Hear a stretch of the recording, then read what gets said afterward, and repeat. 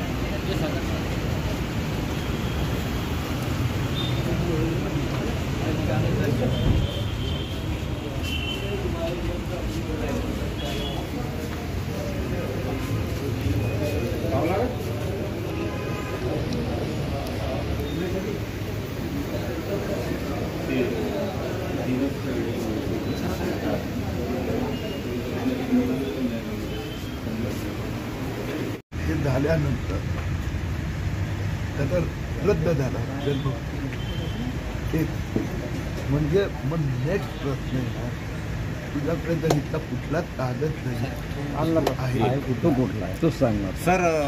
2 दिवसापूर्वी तुम्ही अतिरिक्त मुख्य सचिवांकडे तक्रार केली होती या संदर्भात, म्हणजे काही ठिकाणी तहसीलदारांना अधिकार असताना ते एनटीनकडे ट्रान्सफर हो ना, काही ॲक्शन झाली का त्यावर, म्हणजे वरून काही पत्र सगळे रद्द होणार एनटीननी जेवढे दिले तेवढे तहसीलदार कुठे ते सगळे रद्द होणार। पण आता चाललंय सरकारकडे सगळ्यांचा रिव्ह्यू हे तो आम्ही तहसीलदार सोबत म्हणजे सगळे रिव्ह्यू केले माझं काम त्या बांगलादेशी आता बाहेर तहसीलदार कोणी काय केलं लागले कामी लागले होते नाही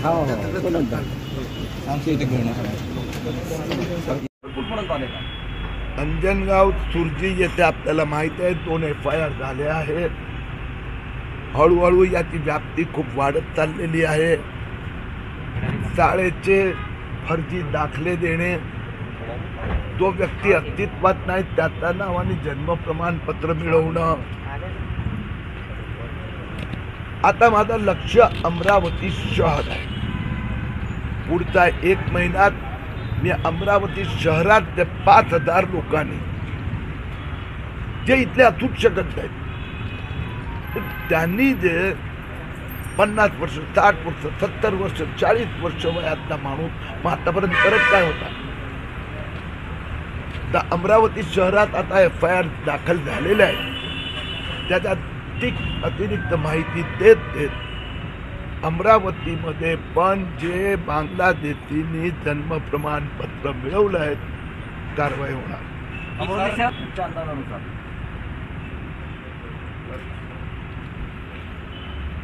हे जे 5000 लोक जे आहेत, पहिला माझा मुद्दा असा आहे तर आतापर्यंत कुठे होतात तुम्ही?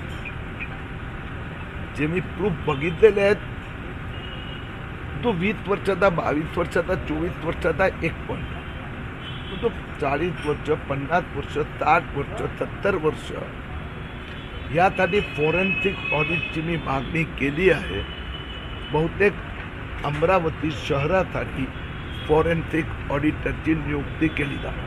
सर, गेल्या 1.5 लोकांना वाटते का वास्तविकता हा विषय इतका किचकट आहे म्हणजे सगळ्यांना समजायलाही वेळ लागतो। पण मी एक निश्चित सांगेन की 1.5 महिन्यात माझ्या मोहिमेला मुख्यमंत्री देवेंद्र फडणवीसने पण पाठिंबा दिला।